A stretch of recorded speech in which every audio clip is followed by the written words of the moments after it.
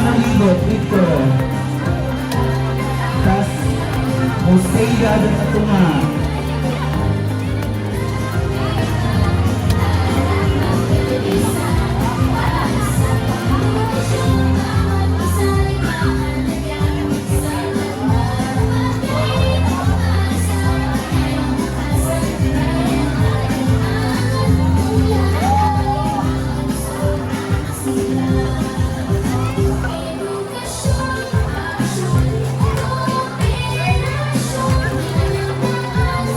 Sige, plastar. Sa isang turbos siguro, dahil mo ubos. Oo, dahil mo squat.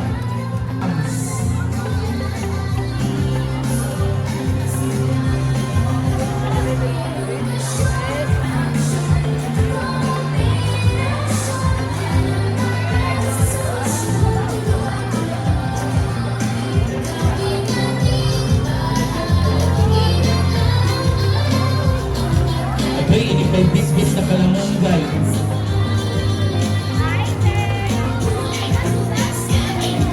Okay, plastar.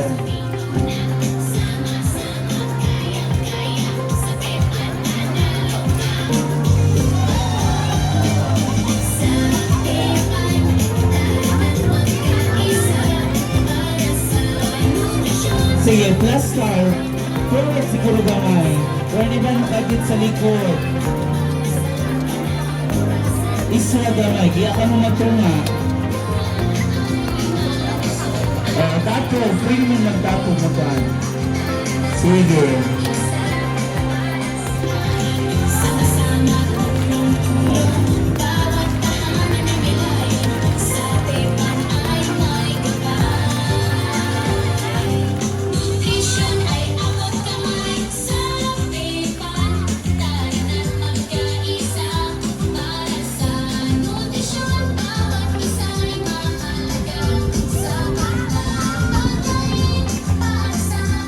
Get ready, grade 12.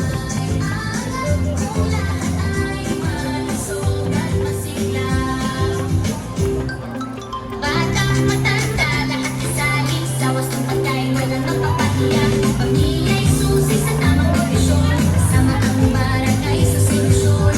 Sama-sama tulong-tulong, bawat tahanan ay may layon, sa pepan ay may gabay.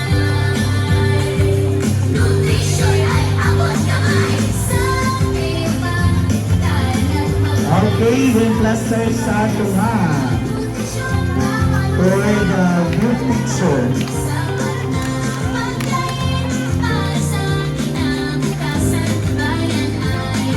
Okay, stop. Dito, plaster. Closer. Face front.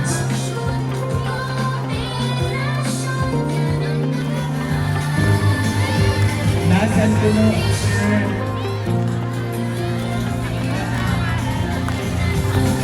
Sa front kami nangantaan sa likod niya lang. Yung malasa.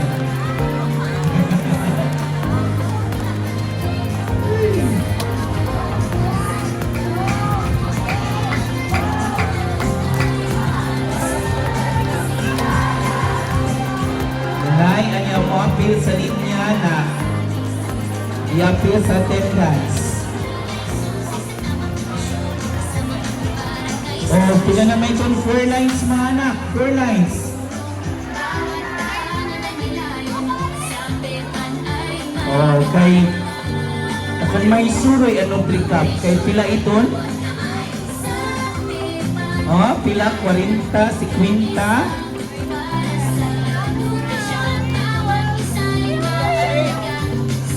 Okay, plastar.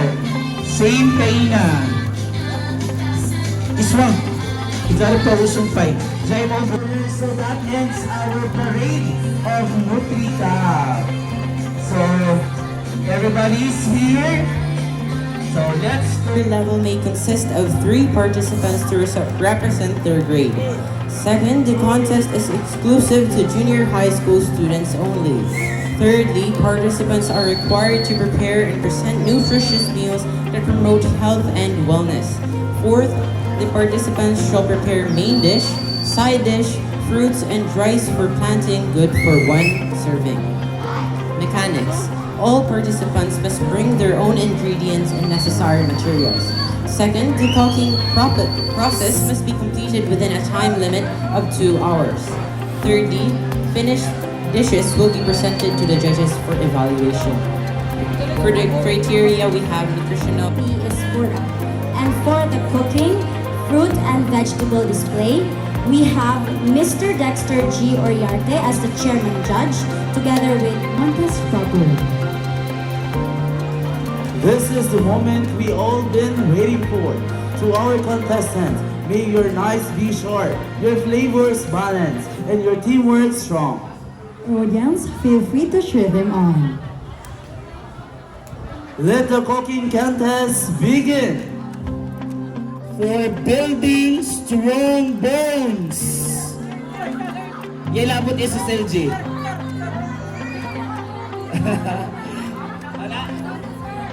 Sir, calcium. Calcium. James James Yongas from grade 10. Tapos ang answer kay calcium. Is it? Again, what is the nutrient or which nutrient is essential for building strong bones? The answer is Sisa gihapon. Sisa gasugtanan. Ang rason uno na nabuyak sa kalibutan. Meow. Meow, meow, meow, meow. The correct answer is spell calcium. C-A-L-C-I-U-M. Is that correct? Okay, it's correct. Calcium. Lista si Trix.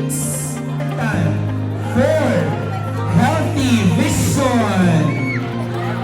Which vitamin?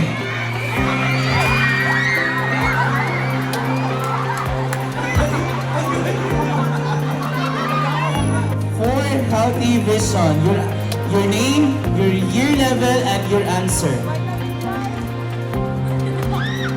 My name is Maria Simeon Cavite from grade 8 Mendel, and my answer is vitamin A. Vitamin? Is it vitamin A, ma'am nurse? Para sa vision? It's vitamin A. Okay. The correct answer is... Oo, sila lagi gihapon.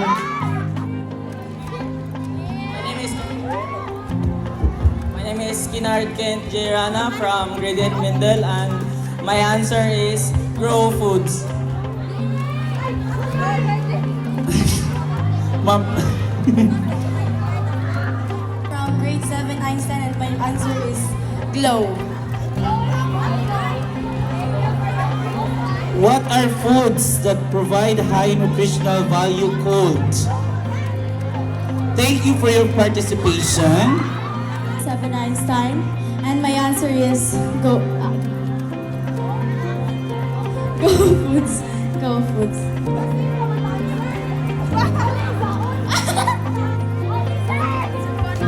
Good afternoon, everyone. I am Sarah Jane Tagyam from grade 8 Mendel, and my answer is banana. Banana? Thank you for your participation.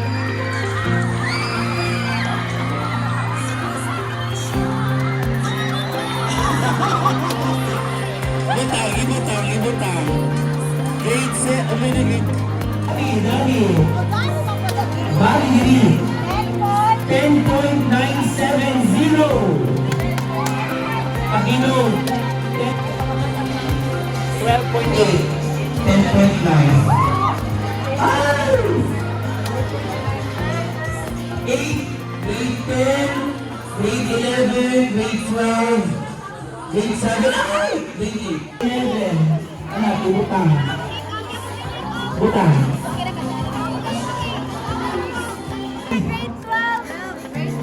Grade 12, Sage.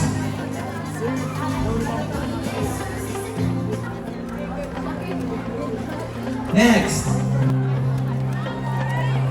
5.7. Grade 9. This one, grade 7. Marumi. Hindi kaya.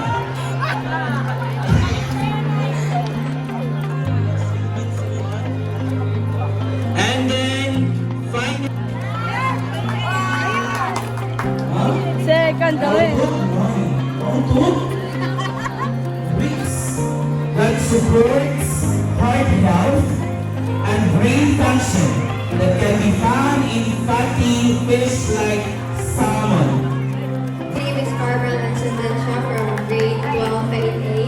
My answer is NNC, which is National Nutrients Council. Thank you for your participation.